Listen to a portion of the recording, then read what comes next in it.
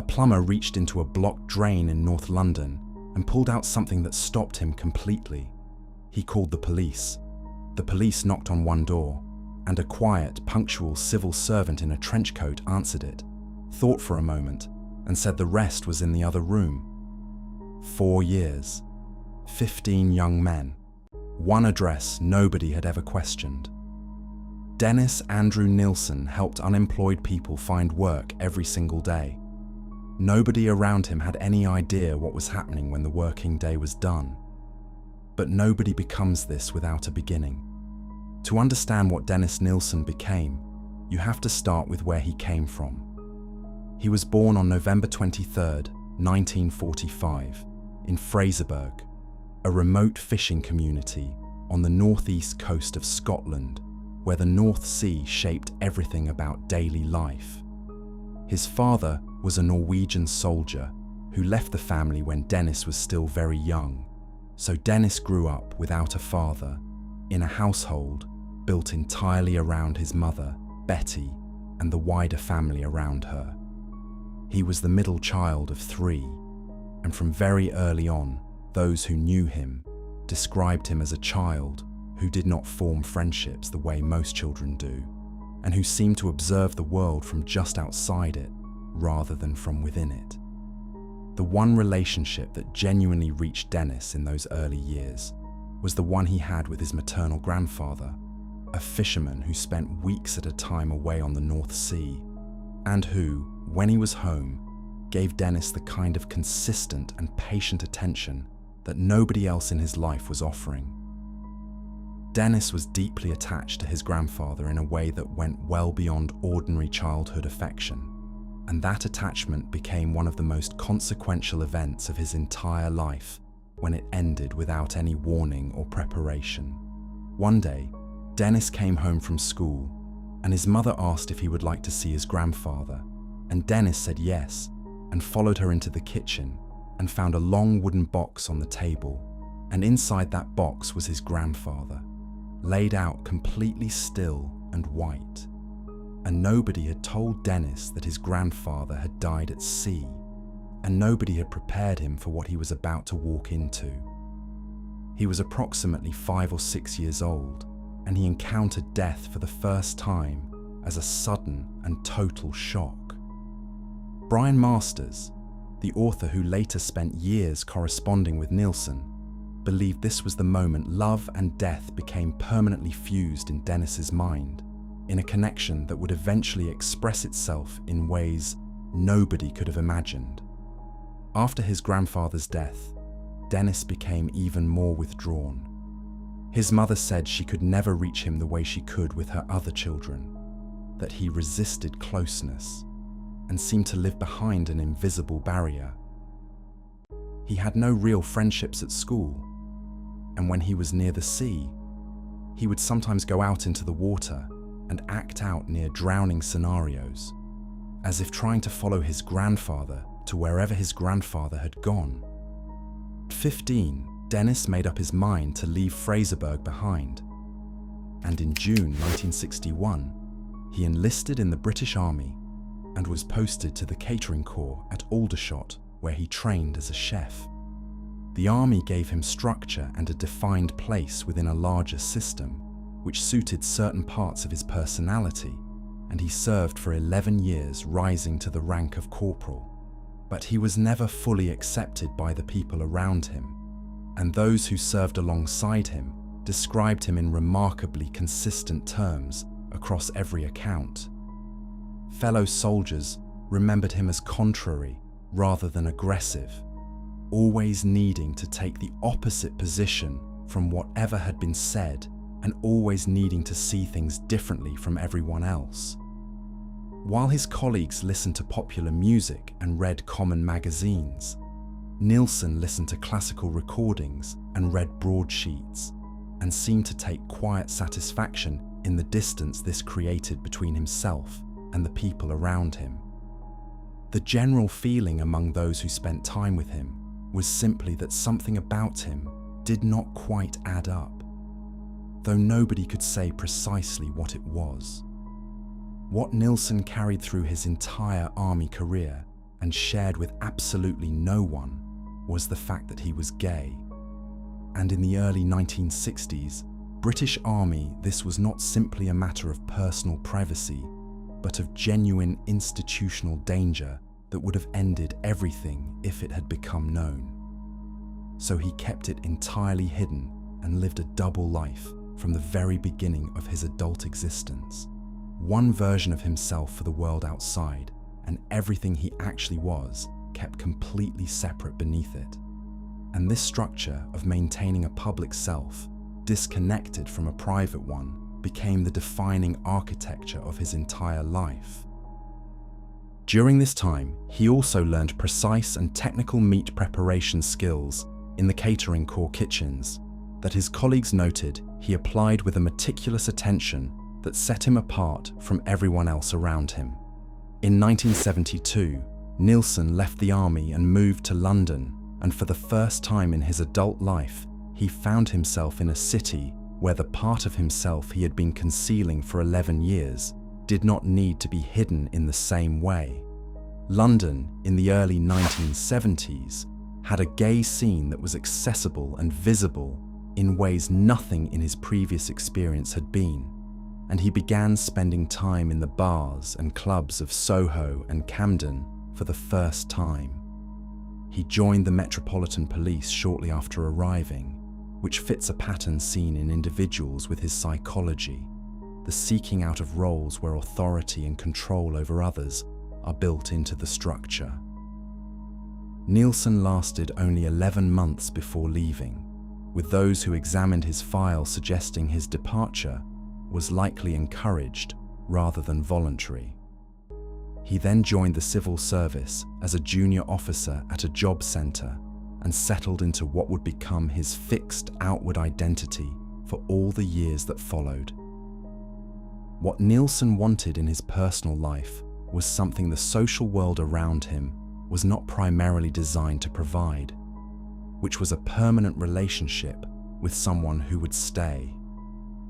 He was deeply aware of his own isolation and had spent years building internal ideas about what genuine companionship would feel like. But every person who spent real time with him described him as genuinely difficult to be around.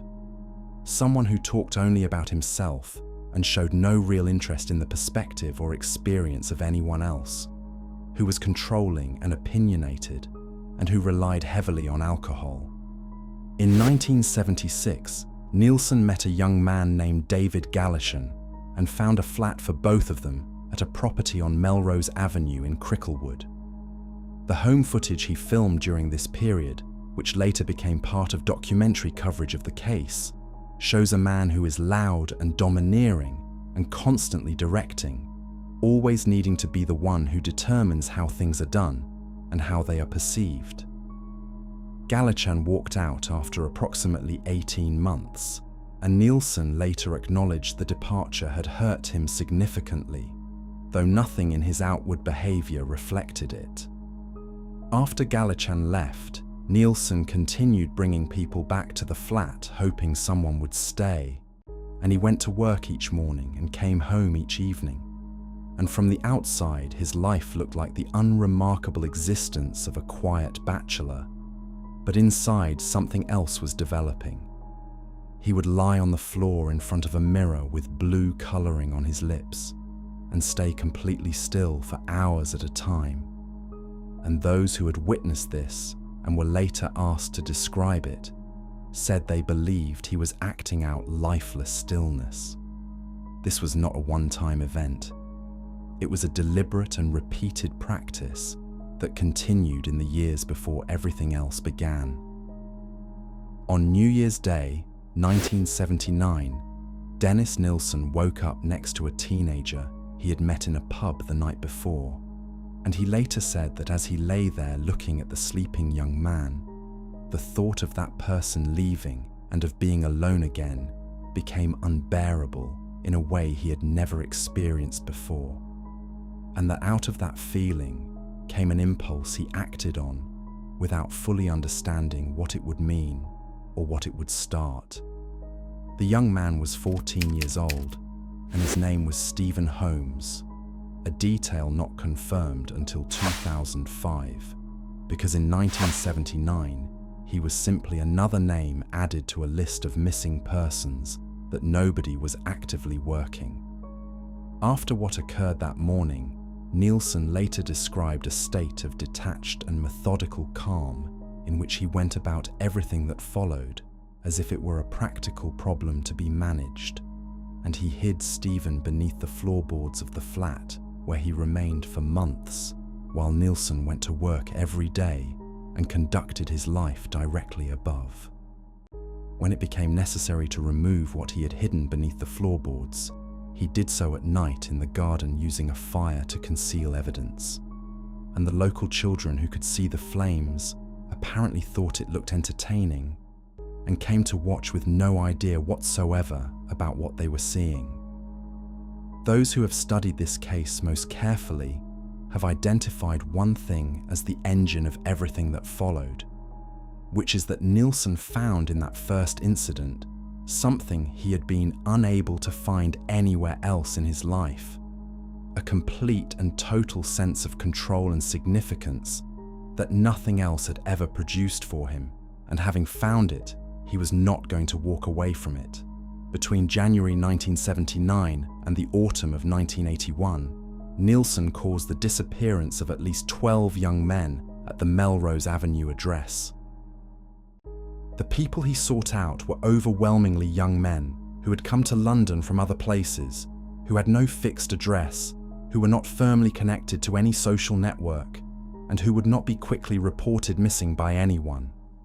London at that time had approximately 8,000 people listed as missing at any given point, and the systems for investigating those disappearances were, by the honest admission of the officers who worked within them, completely inadequate for the scale of the problem they were dealing with. Nilsen had an ability that multiple people described as almost uncanny, which was to identify in any room exactly the individuals who were most isolated and most likely to accept an invitation to come back with him. And he pursued those individuals with a patient and consistent focus that he brought to almost nothing else in his life. After each incident, Nilsen followed a consistent and methodical pattern. He would keep the person with him for several days, treating them as company, sitting them in chairs, talking to them, going about his daily routines in their presence as if the situation were entirely ordinary.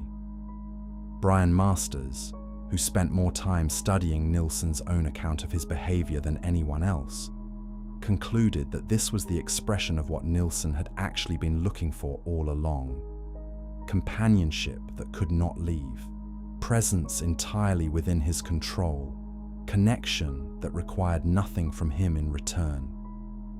When the arrangement became impossible to maintain, he would conceal the evidence in the garden at night, using a bonfire that neighbors occasionally noticed without questioning.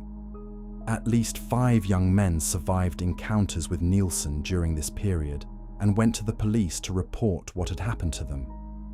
In every case, the matter was not seriously pursued, and the officers involved have since acknowledged that the decisions made around those complaints were shaped by significant institutional bias toward the community from which Nilsen's targets came.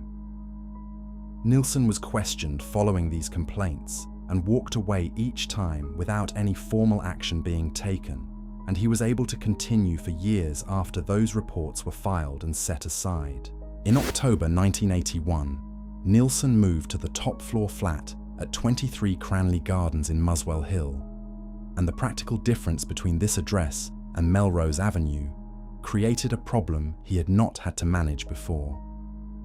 The top floor flat had no accessible garden and no space beneath the floorboards where anything could be stored, and the disposal methods that had served him at Melrose Avenue were no longer available to him, and he was forced to develop new approaches that were more complex, more dangerous, and ultimately the direct cause of his discovery. At Cranley Gardens, between late 1981 and February 1983, Nilsen caused the disappearance of 3 more young men, and the method he used to manage the resulting material involved attempting to conceal evidence through the plumbing system, which eventually caused the blockage that a resident reported, which brought Detective Chief Inspector Peter J. to the front door on the evening of February 9th, 1983. When officers searched the flat at Cranley Gardens on the night of Nilsen's arrest, every detective present has described it as the most disturbing scene they encountered across their entire careers. The property was small and contained an extraordinary amount of carefully concealed evidence, and the officers who worked through it that night have said in subsequent interviews that what they found in those rooms never fully left them. Nilsen cooperated with the investigation completely from the very first moment and showed no agitation and expressed nothing that anyone around him recognized as genuine remorse. He was interviewed 16 times over several months and provided investigators with an account of his activities that was extraordinarily specific and detailed, and the level of clinical precision in the way he described what he had done was something every investigator who sat across from him during those interviews described as deeply and lastingly unsettling. When the investigation moved to his previous address at Melrose Avenue and search teams began working through the back garden, they found extensive human remains in soil, and Nilsen had drawn a map for investigators showing exactly where each fire had been, and the map proved entirely accurate. Nilsen's trial took place at the Old Bailey, and he pleaded not guilty on the grounds of diminished responsibility, with his defense arguing that his mental state at the time of the offences had been such that he could not be held fully accountable. The prosecution argued that the methodical and deliberate nature of everything Nilsen had done across 4 years demonstrated a capacity for rational planning that was entirely incompatible with any genuine diminished responsibility defense. The jury agreed with the prosecution, and on November 4th, 1983, Dennis Nilsen was found guilty on 6 counts and sentenced to life in prison, with a recommendation that he serve a minimum of 25 years. Names that were never found. Of the 15 young men Nilsen confessed to being responsible for the deaths of, only 8 were ever formally identified. 7 remain unknown to this day, with no names attached to them in any public record, and no families who have ever received confirmation of what happened to the people they lost. One investigator found 3 dental plates in the garden at Melrose Avenue and proposed making inquiries in Germany where the plates appeared to have been made, which might have led to identifications and to families finally receiving answers. The suggestion was declined because the cost was considered too high, and those 7 people remain unnamed.